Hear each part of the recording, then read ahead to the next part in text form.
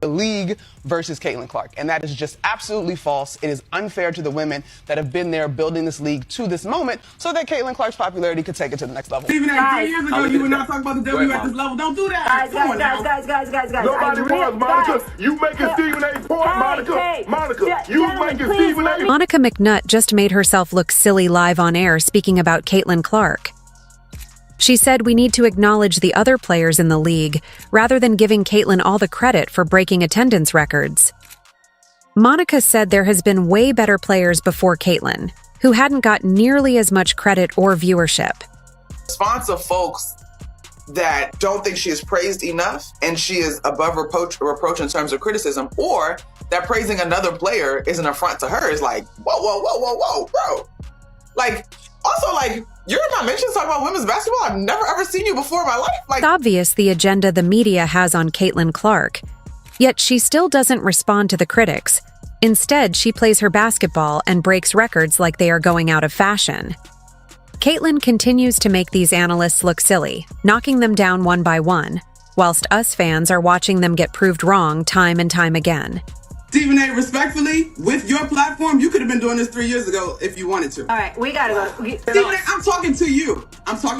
Wow. Don't do that. I'm talking to you about the power that you have. Really appreciate my girl, but you've missed a lot of episodes of first. Caitlin Clark's meteoric rise in the WNBA has been nothing short of spectacular. But as is often the case with stardom, not everyone's been eager to hand her the crown. While her talent and record-breaking performances have made headlines, her journey to being recognized as one of the league's brightest stars has been filled with heated debates and plenty of controversy. ESPN's panels have become battlegrounds, with analysts like Monica McNutt and Molly Karam offering differing opinions on Clark's impact. McNutt, at one point, leaned toward other rookies for top honors, while Karam seemed hesitant to fully embrace Clark's success, sparking further discussion. Of the year is going to go based on the standing. Okay. Because I think that is how you have the opportunity to measure impact. And the sky's right above them. And the Sky right now are in the playoffs, so you'd have to give the nod in my mind to Angel. McNutt, who had initially thrown her support behind Angel Reese for Rookie of the Year, was one of the loudest voices during the early part of the season. McNutt's reasoning was pretty clear at the time. She felt that Angel Reese's performance, especially with the Chicago Sky being in a better position than the Indiana Fever in the standings, made her the standout rookie.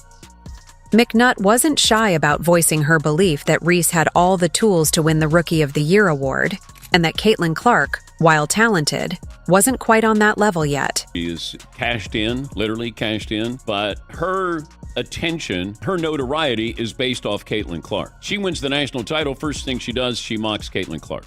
And then she doesn't even celebrate with her teammates. So she's made it personal with Caitlin Clark. Then she's played off of that. Even Caitlin Clark getting knocked down in that game on Saturday, who's standing up applauding but Angel Reese? For McNutt, it seemed like a reasonable take at the time. Angel Reese had been playing well in ways that rookies rarely do, and her ability to impact both ends of the floor for the Chicago Sky gave her an edge over other first-year players. In comparison, the Indiana Fever were struggling, and while Clark had put up strong individual performances, her team's standing wasn't doing her any favors in the eyes of analysts like McNutt. Caitlin is fantastic, and I think she's going to have an incredible career in the WNBA. There are women that were worthy of coverage prior to her arriving, and I just will not be silenced when it comes. During an ESPN broadcast, McNutt had to change her mind about Caitlin, but in doing so, still remained to throw digs and not give her the utmost of respect. She acknowledged that Clark had proven herself to be one of the best players of the season, not just among rookies, but in the entire league. It wasn't just about the numbers, though they were impressive. It was the way Clark was leading the Indiana Fever, a team that had been struggling to find its footing, and how she was capturing the attention of fans across the league. McNutt admitted that while she had been all in on Angel Reese earlier in the year, Caitlin Clark had forced her to change her mind. Aim is physical. Caitlin is helping to grow the league. These women understand that, but she cannot be babied as a rookie. That's all I'm... While McNutt might have come around to Clark's brilliance, not everyone at ESPN was as willing to celebrate her success. Molly Karam, one of the most prominent voices on the network, seemed to take every opportunity to downplay Clark's achievements. Whether it was intentional or not, Karam often steered conversations away from Clark. even when the young star's record-breaking performances were the hot topic. Fans were quick to notice that whenever Clark's name came up, Karim was hesitant to give her the recognition many felt she deserved. There were a lot of people that laid the groundwork that deserve shine as well. Here's what we're going to do. Are they playing now? Here's Are they playing now? We don't have Andrea. Remember, you got we don't have any of the women, Chanae. They'll come back on. We'll revisit this conversation. One of the most notable moments came after Caitlin Clark broke Alyssa Thomas's assist record, a milestone that should have cemented her as one of the league's brightest stars. Instead of focusing on Clark's incredible feat, Karim quickly shifted the conversation to other players, trying to spotlight their contributions to the league. It almost seemed as if she was deliberately avoiding giving Clark too much attention, an approach that didn't go unnoticed by viewers or other analysts. Some even speculated that Karim's reluctance to fully embrace Clark's stardom was part of a larger effort to keep the spotlight evenly spread across the league's top players, but it felt forced and disingenuous to many.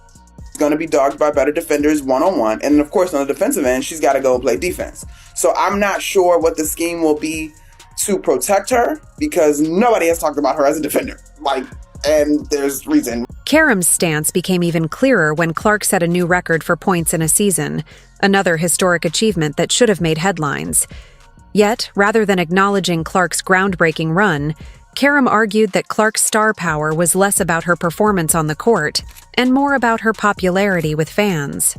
According to Karim, Clark's appeal wasn't rooted in her undeniable talent, but in her ability to bring viewership to the WNBA. She suggested that Clark was only perceived as a star because she was a fan favorite, a claim that felt like an unfair dismissal of Clark's actual basketball prowess. For many, this take was problematic, as it ignored the fact that Clark's talent and hard work were what drew those fans in to begin with. Karim's reluctance to fully celebrate Clark's success left a sour taste for those who felt the young player had more than earned her moment in the spotlight. That's exactly what I'm saying, because I think it makes a mockery of the women's game. If the focus on, now we just have to have people because of marketing and their attention, and they're not as talented, we're not putting the best team out. Stephen A. Smith, never one to shy away from a bold opinion, also weighed in on the Caitlin Clark discussion. But unlike Molly Karim, Smith took a different approach. Known for his fiery takes, Smith had been watching the budding rivalry between Clark and Angel Reese unfold throughout the season, and he was quick to point out that Reese seemed to be fueling the flames more than Clark ever did. For him, this wasn't a natural rivalry, but one that was being constructed largely by Reese and others in her camp.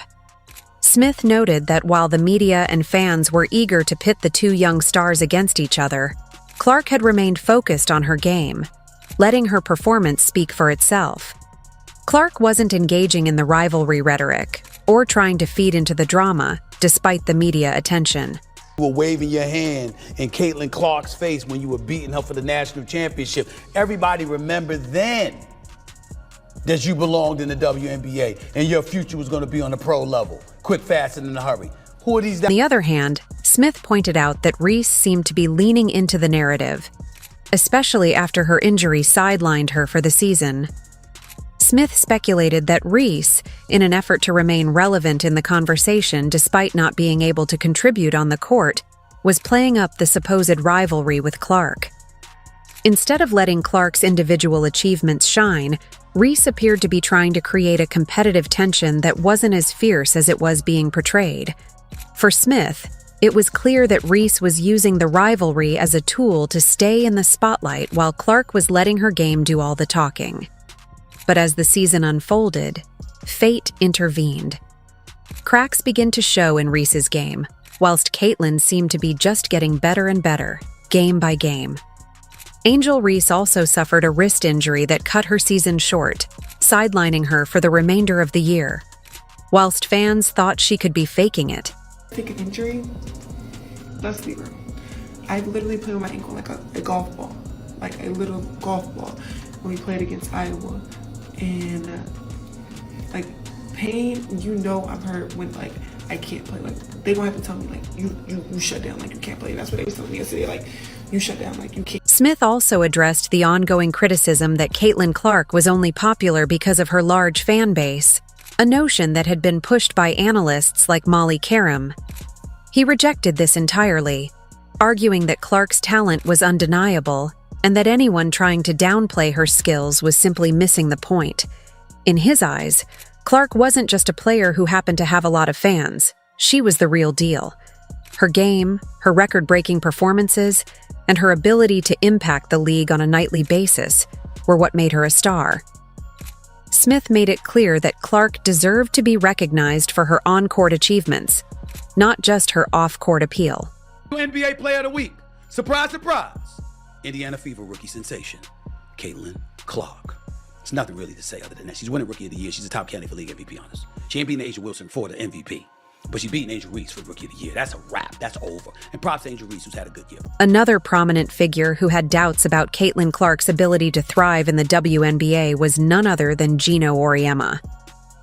Before Clark even set foot on a WNBA court, Auriemma questioned whether she could handle the physicality and speed of the league.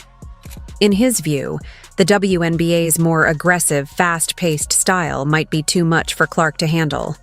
He even suggested that she might not be on the right team to fully showcase her skills, implying that the Indiana Fever wasn't the best fit for her talent. Her fourth in betting odds on being MVP of the WNBA. These people are so disrespectful and so unknowledgeable and so stupid that it gives women's basketball a bad. But as the season unfolded, Auriemma's assessment quickly began to look outdated.